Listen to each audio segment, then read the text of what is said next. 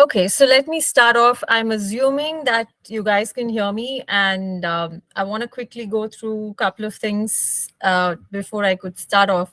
So I want to make this a bit of an interactive session. So please use the comment section to please participate in what questions I'm asking, and I want each one of you all to take away today as a part of the session why disruption is good for you and what can disruption lead and how can disruption lead to growth. So with that said, I want to quickly start off. I know that the session is named differently. It is saying navigating careers through disruption, and the title of this slide talks about when you're faced with odds against you, you have to change a losing game. Why am I trying to impress here is the fact that if you see the slide that is running right now, it's going to show the king has been almost surrounded by pawns and there is no move for him to go anywhere. So, in such a scenario, what would you do? And how would you try to maneuver careers when there is so much of changes happening around you? Which way would you go? And how do you want to make it work for you is all what I want to share with you today. And let's make it interactive and fun. So let me quickly start off. So I want to start off by saying that if you do what you've always been doing, you'll always get what you've always got. So there's nothing new about anything. So if you're going to be doing the same set of jobs, the same set of skills, and same set of deliverables, you'll only get the same kind of growth. There's no change in it.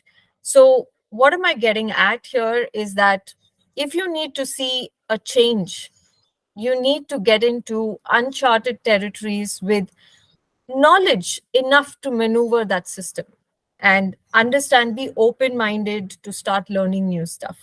So, with that said, there are some key things that I want you all to keep in mind as you build your career in the IT space or any other space, whatever it could be. When you're talking about career development and how do I grow in a career, how do I be more competitive in the current market scenarios, you need a strategy. And what does strategy mean? A strategy is nothing but a plan of action designed to achieve a long term goal and overall. Why am I trying to stress they have been highlighted in red? The reason is plan of action is important. You need to aim to achieve it is important, and you need to set that as a goal. Now you have a goal, you need to have a plan of action how you're going to reach it, and of course every time you plan, not necessarily everything falls in place, but you need to try to move forward and achieve it. So how do we get to that, for which we need a strategy? Without no having a strategy, you're just you're just there and there's no moves being made, right? Just like a chess game, right? So let's move on to the next word I want you to take away. It is called what is resilience, right? So I'm sure you all have heard in your corporate lingo, or you would have heard in some kind of, management studies, or nowadays in engineering everywhere. Resilience as a term talks about how could you withstand any kind of difficulties and how quickly can you recover from it. That's resilience, right? Not to give up, of course. Withstand and recover are the new words that I want you to keep in mind as we go through this journey of building up your career, right? Now, I'll quickly move on. What is the opposite of fragile? I have done these sessions with a lot of university students, a lot of, even in a lot of audiences from different product companies. They are all looking at what do we do, what do we make it different. I've asked them this question of what is being fragile. And today I'm very proud to say at least a bunch of them have understood what is the opposite of fragile. Of course, fragile is very delicate. So you need to be, many people answered it is strong, being robust. Not really. Fragile is opposite is anti-fragile. And I want you to take this word and keep it with you as a part of your genesis of forming the entire career framework. So how it all works here is that you need to understand what anti-fragile means, for which I want to introduce you to this very neat slide that talks about what it really means. If you see towards the picture that is donated here, I'll come to the book. It's my one of my favorite books. I got introduced to this book through one of the speakers in one of the forums. All thanks to that man who came on the stage and shared this information. It changed my life. It changed the way I looked at situations. So, what is being anti-fragile? It goes beyond being resilient. Yes, we heard about resilience a slide back, and it was being recovering from, you know, withstanding and recovering fast. That's all it meant. But anti-fragile is being much more than being resilient. It is not only that you withstand the shock, but you recover and you use the shock to develop and grow in it. So a simple example is, if you see the pictures, pretty much self-explanatory. It talks about, if you're fragile, you, of course, a ball hits and you break. If you're resilient, it comes and bounces off. Has it changed you? Not really. You've just been resilient to a shock. Nothing really transformed you. But when you're anti-fragile, it it you take the shock, you use that particular shock for your advantage, and you grow out of it.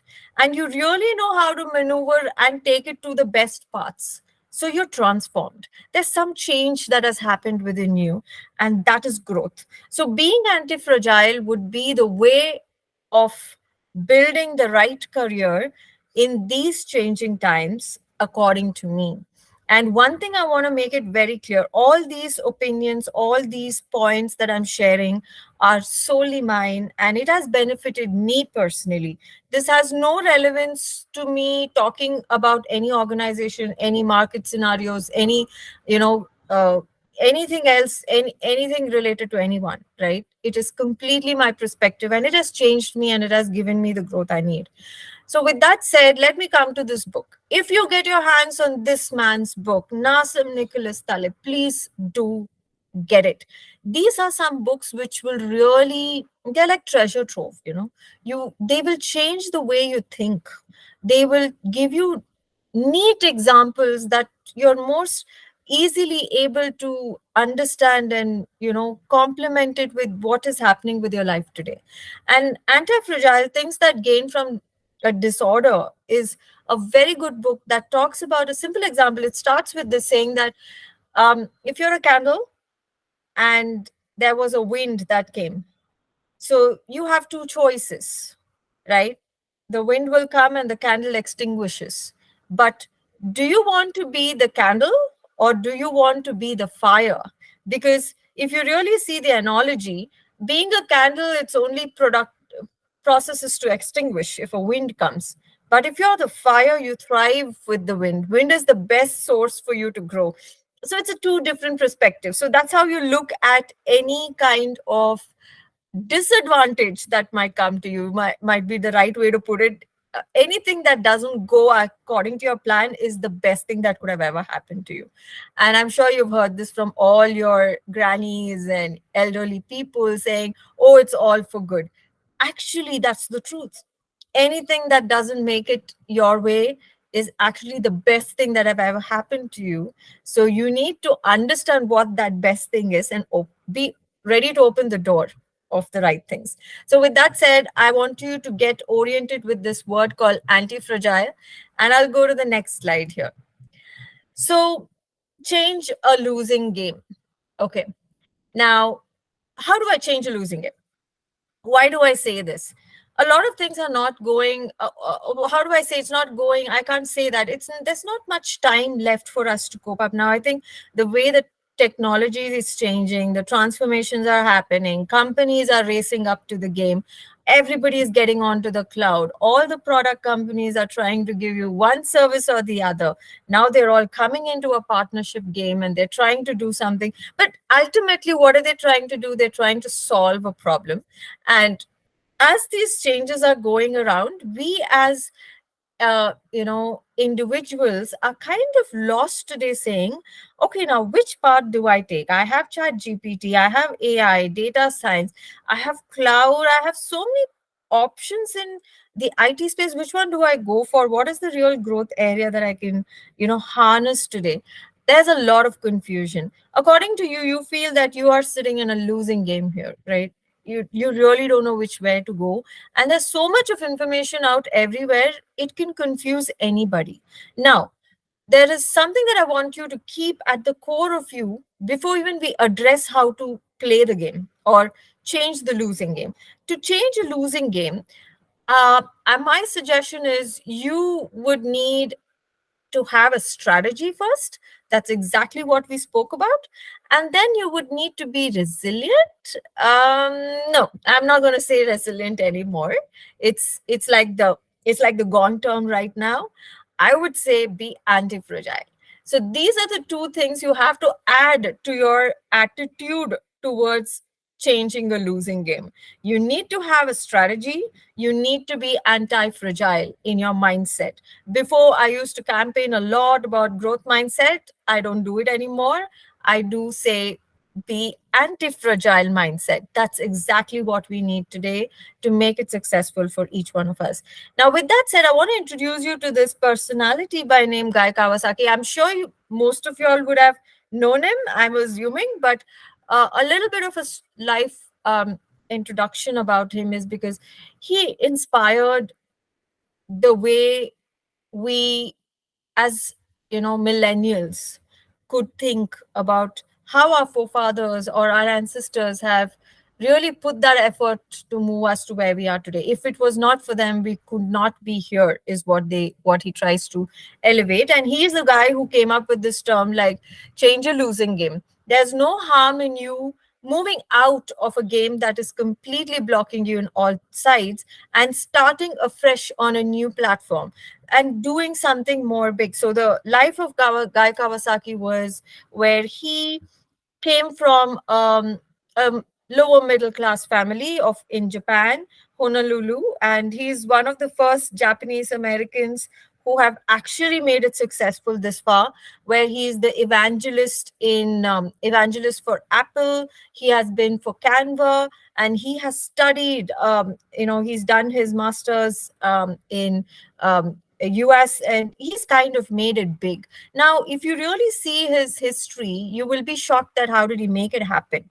Now, if you see his first generation family were sugarcane pluckers in Japan. Now, the whole scenario was that any male member had to get into war and be trained into war. That's all. That's all is their progress. Because of this economic condition, they had to lift themselves off, which I call it as the losing game. And they came all the way to Hawaii and they started uh, working in agriculture. Then the second generation worked in banking. And he, which is the third generation, he got into the space of IT, and now he's into the space of being known as the well-known personality, who has actually now gives very clear strategic talks about how to make it happen and what is the real truth of success.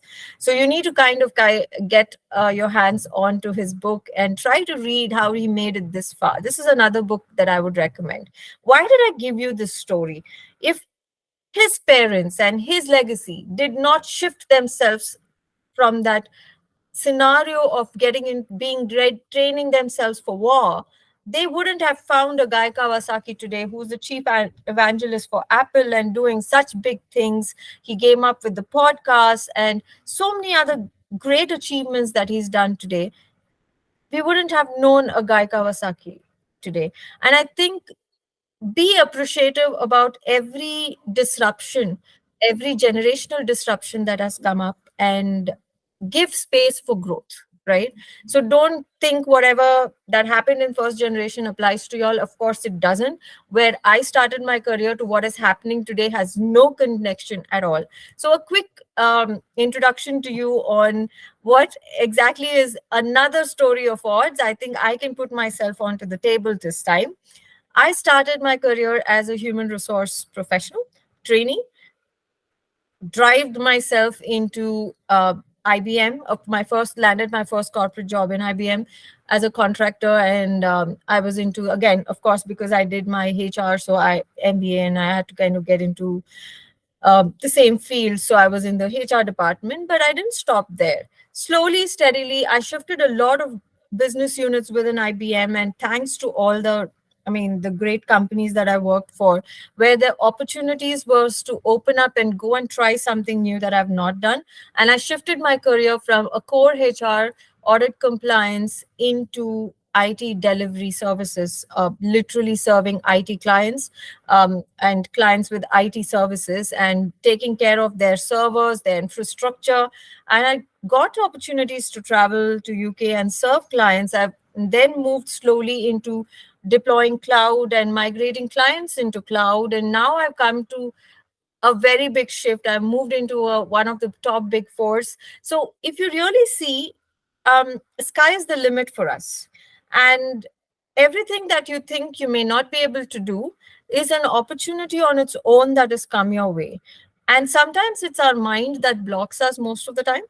And I don't blame it on anything else, because as a human, you are you are obviously that one, that one species that can really do beyond wonders, which is much beyond anyone, I mean, any other creations today. So I think you should stop selling yourself low, thinking that you cannot fit into anything. Anybody can do anything if they just put their mind to it. That's how I would play it out. With that said, let me quickly get you through with what's happening today in the general, right? So you need to know what's happening in the markets, what's really trending, where are people running and pushing around in the IT space, where are they really going, where are clients, investing. So these are some good to know information for you all. You must learn how to start reading up all the what do you say all the reports that come out, analyst reports that come out. They talk about industry and how it's shaping today. What are the economic conditions, right? So, couple of things I've summarized for you all, just a quick whiz through so that I get to the crux of what I wanted to share with you today. The major challenge now for tech companies is how to weather the potential economic slowdown. So, economic slowdown can come into any context. COVID is one of them. COVID, though, slowed down a lot of things, it also pushed a lot of things. There was a huge growth in IT during that. So we have actually advanced 5 years, of IT into a year, right? That's how fast we are moving, which means that we were never prepared for a day like today. That's what it tells, which means that we have to now get faster in how we understand what's changing in the economic condition. And so are the major challenges, even for tech companies, to catch up with this weathering and be resilient, and not resilient, rather be more proactive in figuring out how to trim costs, make it more efficient, and grow revenues. Now, the next thing is what is happening with the businesses. Now, businesses are undertaking massive digital transformation, so which means IT is going to be there forever now. It is the thing for you all to know. You may say that, oh, I don't need to know cloud anymore. I'm really sorry. Everybody needs to know about cloud. What is cloud? At least at a basic level, you need to know, because everything, all the data, everything is moving to cloud. It's like, let's imagine the day that we understood what internet was, right? Today, you have to know what internet is. Without knowing that, you can't just sit away. So don't be ignorant about things like cloud, AI, automation, etc. But because businesses want to invest there, which means there's a lot of money being invested, which means a lot of opportunities are there, right?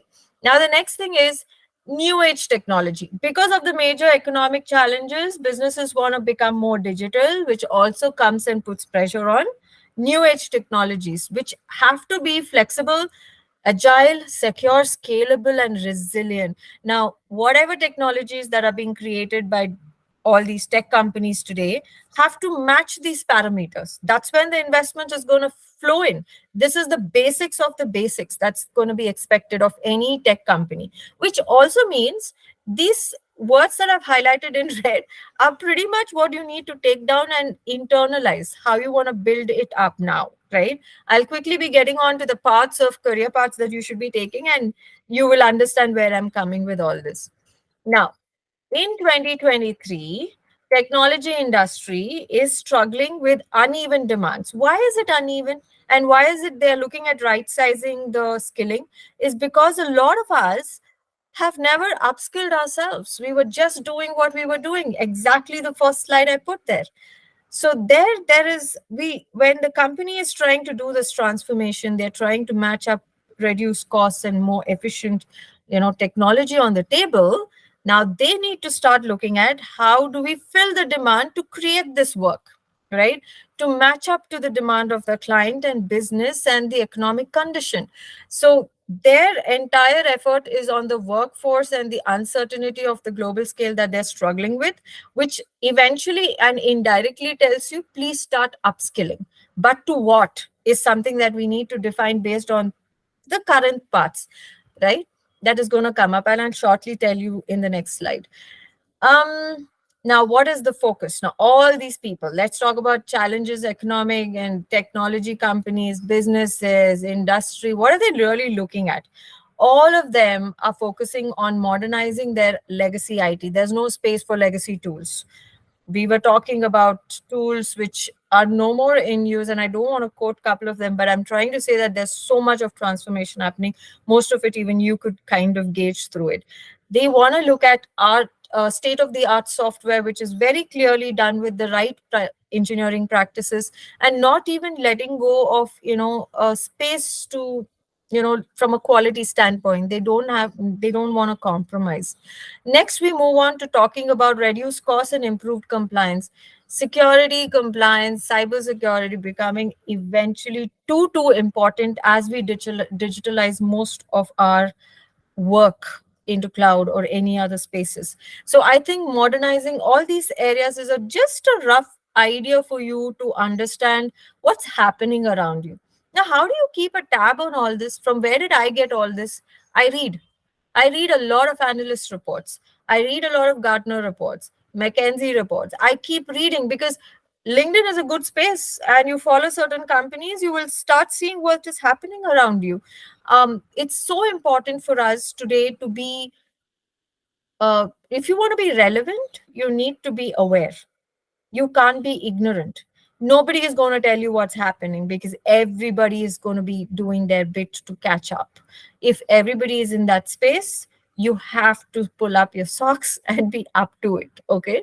With that said, let me quickly tell, okay, Hima, you told me all this. Now, what does it mean to me? How do I, develop myself? So keep this one liner that I've given there. And this is something that's very, very important, according to me. Anything that frees up human mind to be applied to more creative and innovative activities that challenges its capacity is the disruption we are in today. Okay. There's a very clear line. It talks about how a human mind today is being applied for creative and innovative activities. And it challenges the capacity that we have, and that's exactly the disruption we are in. Anything that um, anything that's monotonous can be automated. Anything which can is creative and innovative cannot be automated, and that's exactly where we are heading towards. So you need to start looking at things differently. With that said, now I'm going to introduce you to these couple of parts, and I've kind of all this is my own research, and I've done it through reading up a couple of legitimate reports that have come in Economic Times and a lot of other references that I went through. uh, According to me, there are 5 paths roughly that you can take, right? So the path A, which is like the primary path, that's a good growth area, or not necessarily a growth area, but one of the areas that is in demand and is kind of picking up pace, is AI, ML, and data science space. You can actually, where the percentages you're looking at is the demand today and the growth that you're going to see in coming years. 28% growth is what is forecasted for path A, which is about AI, ML, and data science. So you can become a data scientist, you can become a coder, and you can start training your ML models, and then you can start bringing up a lot of projects in that space, which will address a problem of the client, right? But eventually, there is growth in that, which is 28%. Now, Part B is all development and programming, app development on iOS and Android. This is going to go on.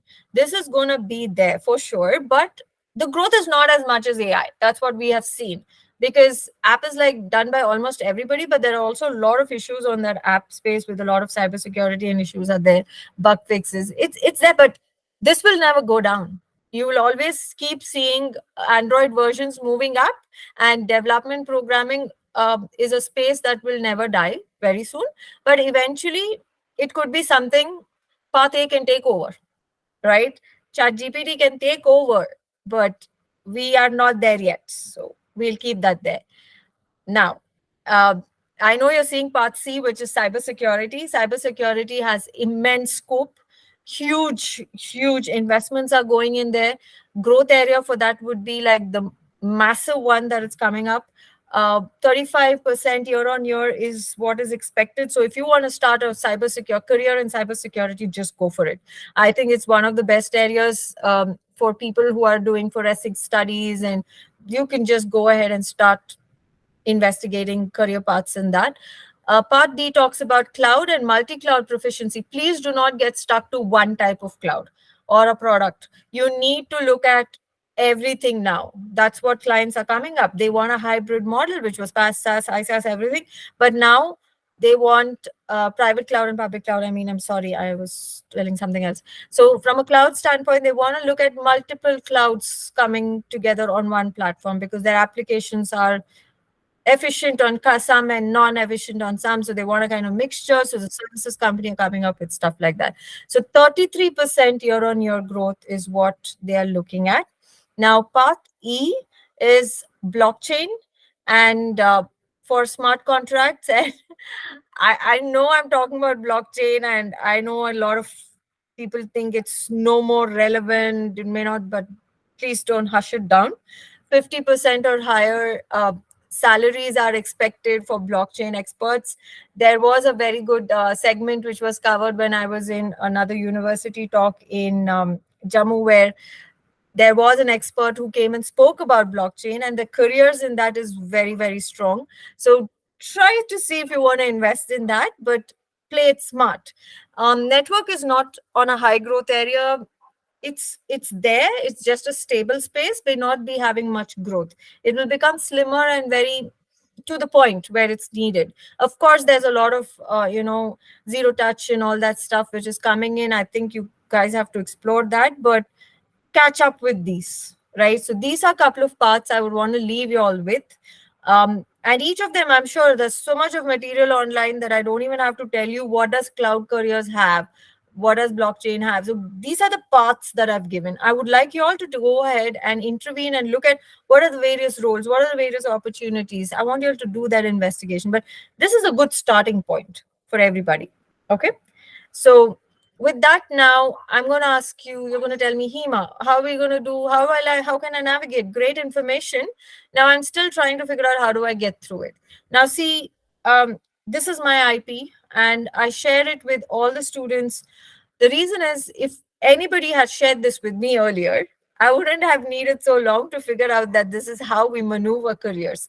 This is where I get into the crux of explaining how do you navigate your career in such challenging times, right? You need to have a career framework. This is irrespective of the employer you belong to or you head to. Most of us wait for employers to give, or companies to, or the HR teams to tell us how to make a career framework. Don't do that. It's a good to have. You need to know exactly how do you chart a strategy to make it a successful career, whichever path you take, AI, cloud, whatever it is. But this just fits into that, right? So this is also for non-technical groups. So do not think only technical engineering teams this is relevant. Even if you're doing, let's take an example, clinical psychology as a career, you want to become a shrink, this applies. Very clearly it applies. So you need to have a career framework. You need to have a SMAC network. I'm going to introduce this to you and you will never forget it after I do, because it's very simple and we often tend to forget. I will be giving you an idea about what an S-curve is, because many of us as experienced professionals, or when we are growing into professionals, we tend to forget something called as the stagnating period of our career. We do not realize it, and it comes very fast on our face, and then we'll be stuck thinking, what do I do next, where do I go? I want each one of you all to understand it now at this stage, so that you do not go through that experiential pitfalls in a career growth, right? I'm going to give you all the 7 habits to deal with odds and grow. So with that said, I'll quickly get on to the career framework. I know I'm dumping a lot of information. I'm sure I'm going to share these slides out, and I'll ask the team to share it out with you all. Reach out, please. But this is recorded, I believe. You can still take advantage of it. Okay. A career framework should have these 4 towers. You're seeing all the 4 towers here. So what exactly am I addressing here is that this is a framework independent of an employer, irrespective of who you work for. This is yours. This is your personal agenda. This is your personal framework to be more successful.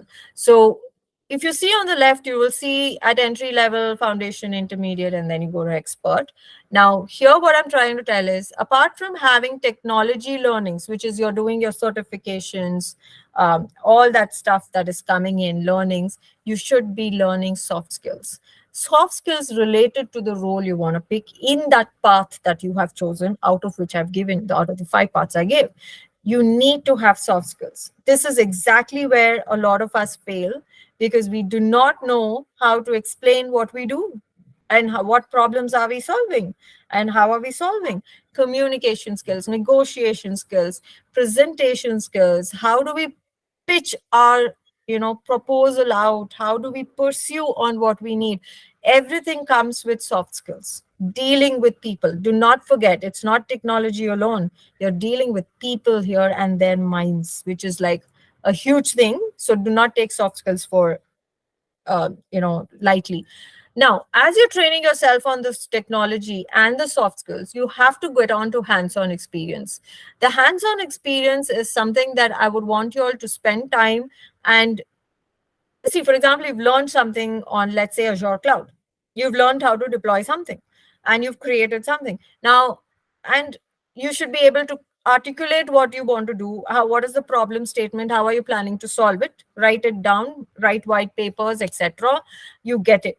Hands-on experience is where you exactly project an assignment, a stretch assignment. Take something which is a stretch. If you don't have a job, do a product, create something, create an app, create something that people could use, and be relevant enough to demonstrate it during the times of your interview to say, yes, 3 months I did not have a job, but I did this project in relation to this certification that I did, and I presented it and vouched for a proposal statement, right? So create documentations, work on stretch assignments, take small stretches. There are so many people today who are giving volunteering. There are a lot of communities where they actually ask people to come and code and share and teach and etc. So I think you should just get into it and be more relevant and keep the practice going, because as soon as you finish studying, you'll forget unless you do it.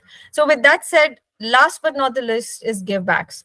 Very clearly, please look at creating reference architecture documents, coming to forums like this and sharing your experiences, sharing, teaching university students, clarifying a lot of their doubts in coding and whatever space that they belong. Get into CSR and volunteering experiences where IT is involved and technology is involved, or whatever that space you belong to is involved. So all these 4 pillars, what I'm trying to drive at is all these 4 pillars run in tandem.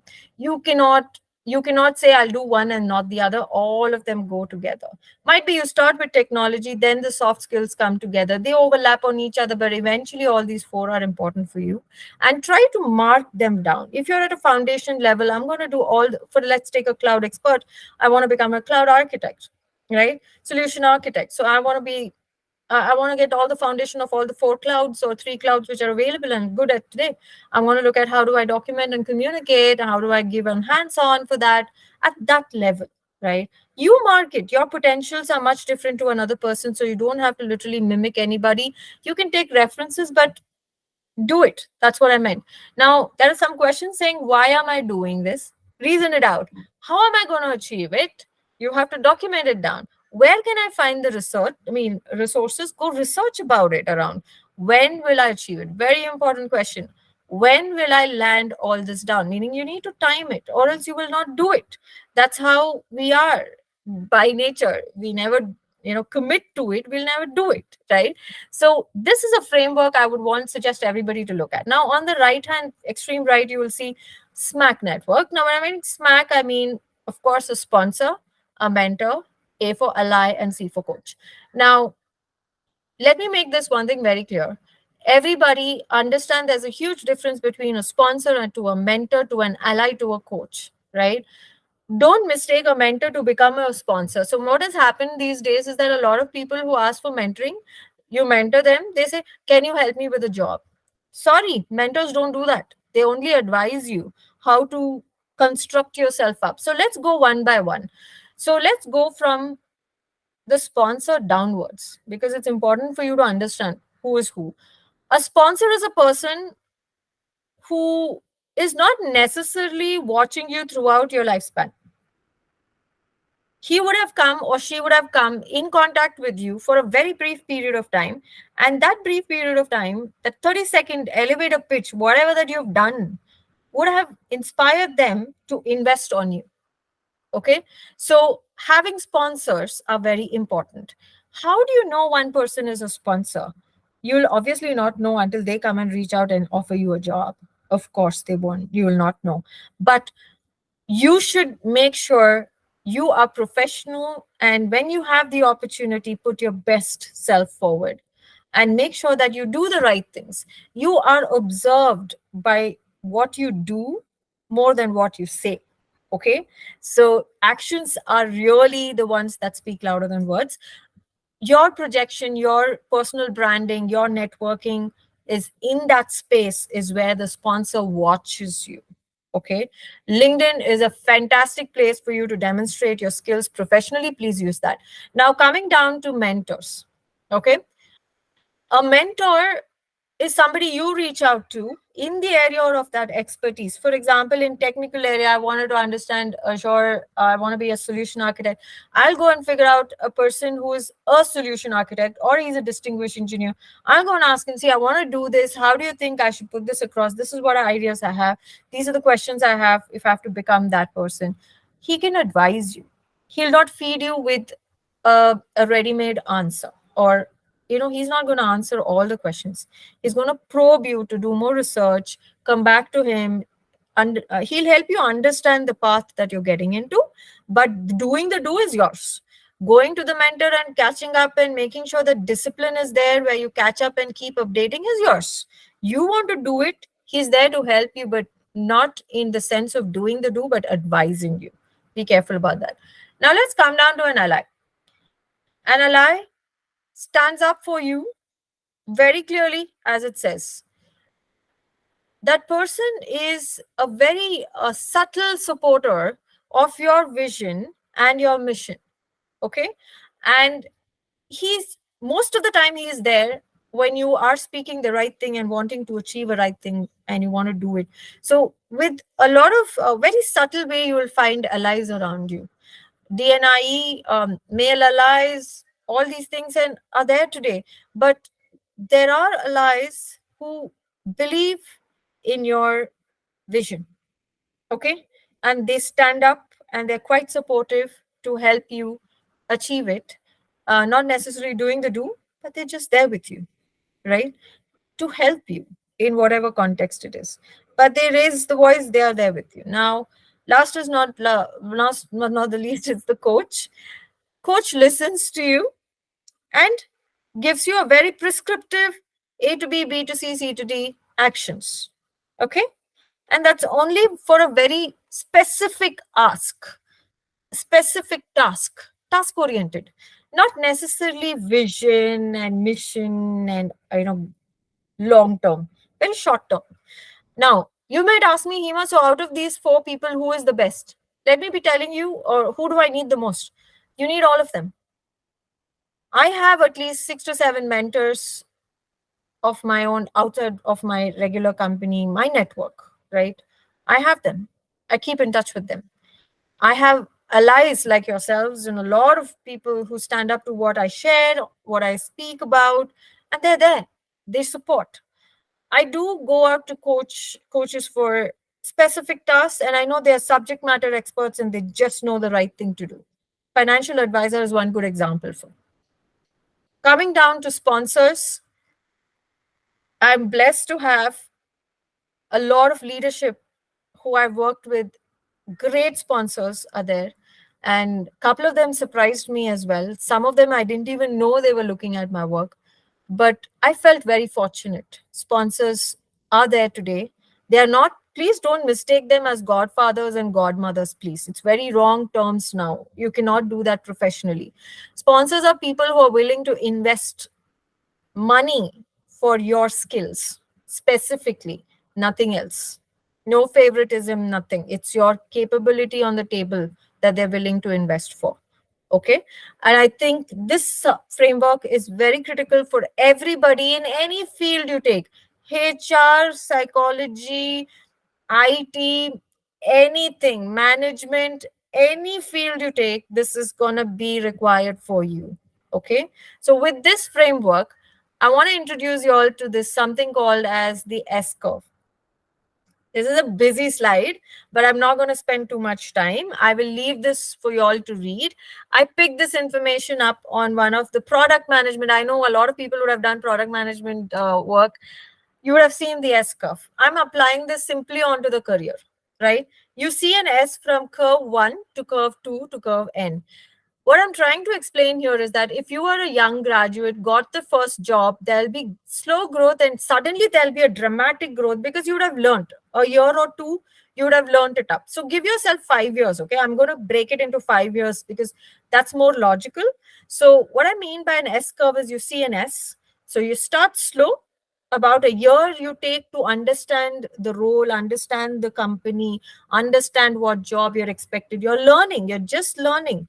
The second year you start to perform and give what is expected from you, right? The third year you start improvising.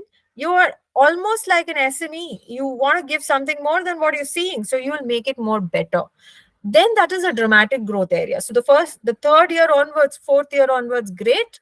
Fifth year it starts stagnating. So it's a very, very important. You need to be careful about. I'm giving this 5 year because for me at least every 2 to 3 years I need to take a shift. Every 5 years I need to take a 5 to 6 years I need to take a shift into my next growth role or the growth progression, according to me. So I disrupt myself big time. Okay, let me be honest. I do not do the same thing. I do not grow in the same path.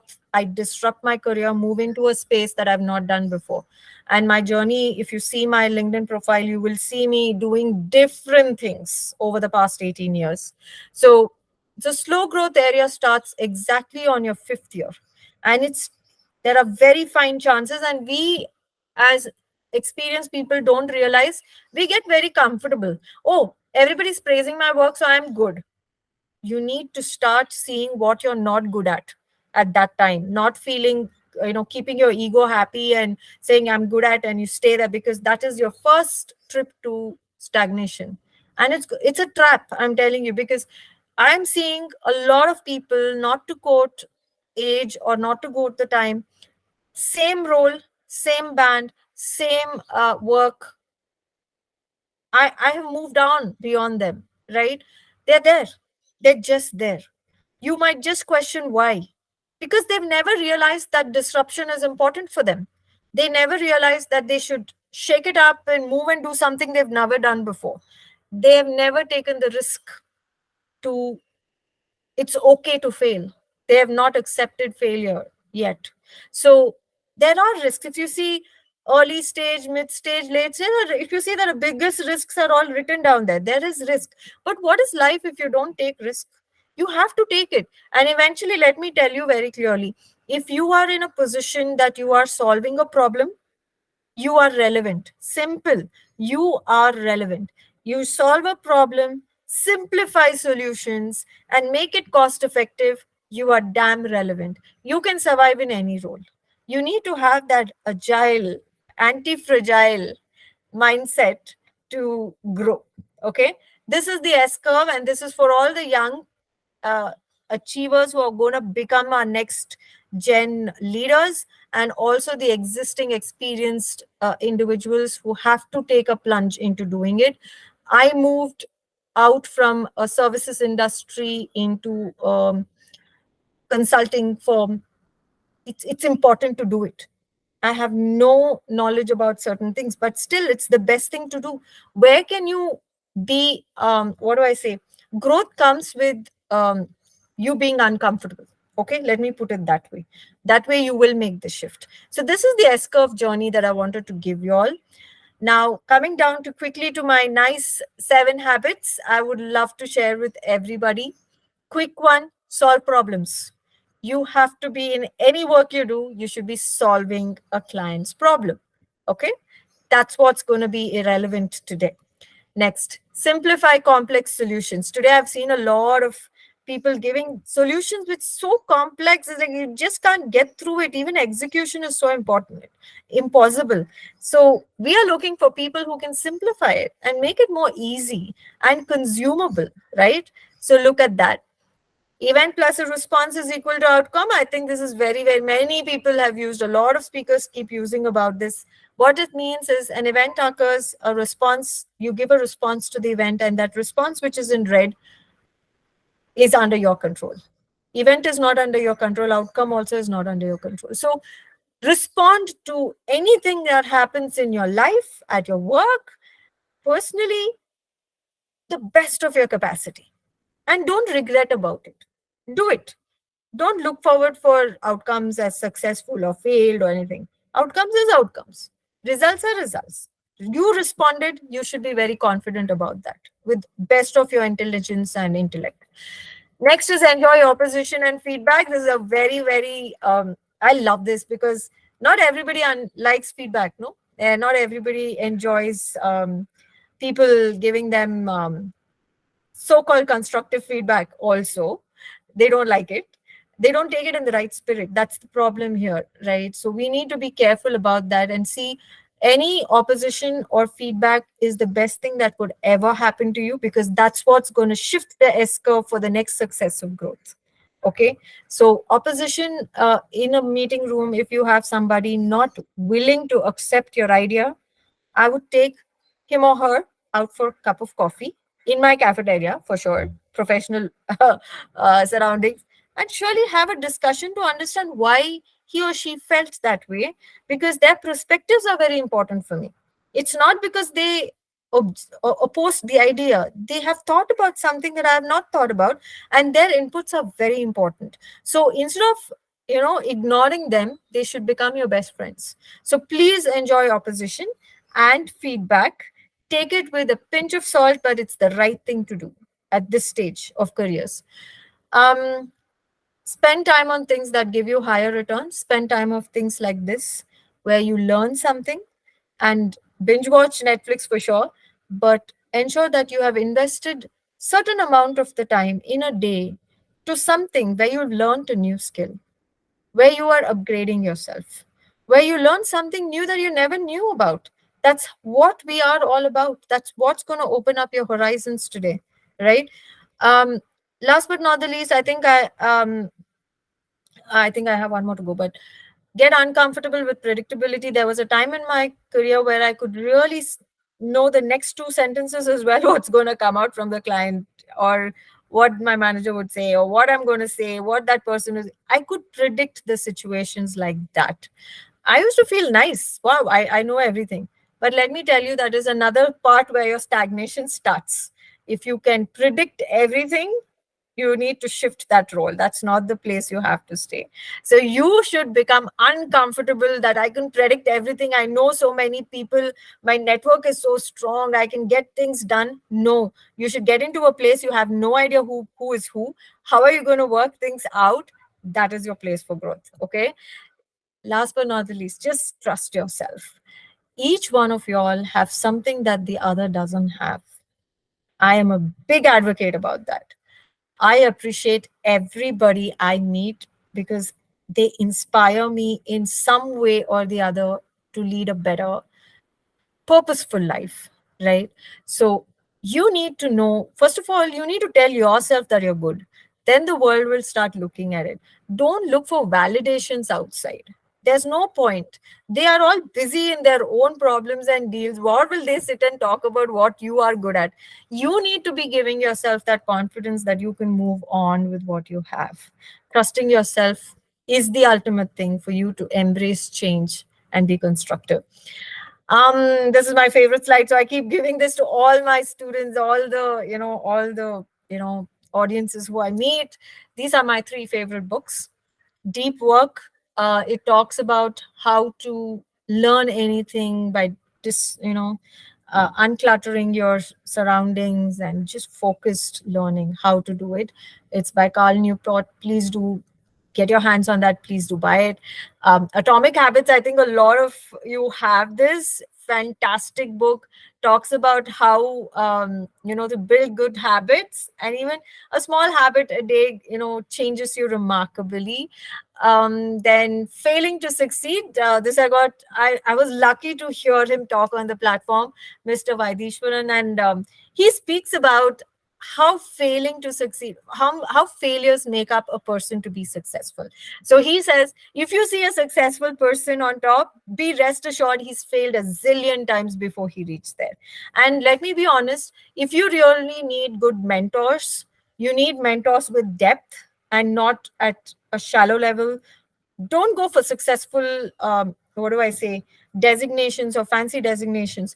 Go for people who have failed immensely and they're struggling in that path, because the number of learnings they have today is better than people who have already made it there, because there's a generation of gap of knowledge. Okay, from where I was to current day architects, they are very different. The way they think is very different. So be very mindful when you choose your mentors. Don't be very ambitious thinking he or she will become my sponsor eventually, which could be a good thing to do. But be careful about the fact that you need somebody with rich experience. The experience comes with only if they have failed enough and then succeeded. And struggling startup CEOs, people working in startups, these are some people you really need to be in touch with and learn that space up, because they can give you so much of knowledge that you might not get it out of any textbook or books. Okay, so these are a couple of books I wanted to share with you all.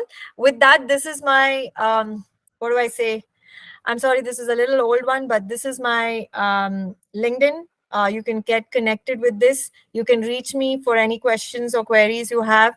I didn't get a chance to check out the chat, but I'll take a few minutes after this to do it. With that, I think I'll close my talk. And thank you so much for Nikita and team for putting this together. It was a huge honor for me to come and share, and I love doing this more often. Thank you, guys. Thank you so much.